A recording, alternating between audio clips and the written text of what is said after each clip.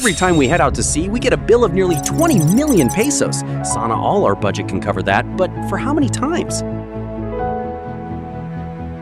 Hey guys, welcome back to the channel. Thanks for tuning in today. Recently, the Philippine Coast Guard PCG had to rush a 44-meter multi-role response vessel, MRRV 4402, to face off with Chinese Coast Guard ship CCG 5304 within our EEZ off Luzon.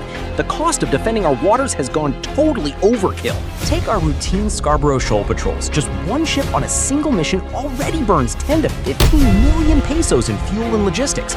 Annually, fuel costs for that area alone hit 500 to 800 million pesos. Plus, due to high-intensity standoffs, the hazard pay and sea allowance for our frontline bayanis add another 100 million pesos every year. What do you think, mga kapamilya kabayan? Every patrol cost now means a bigger defense budget later.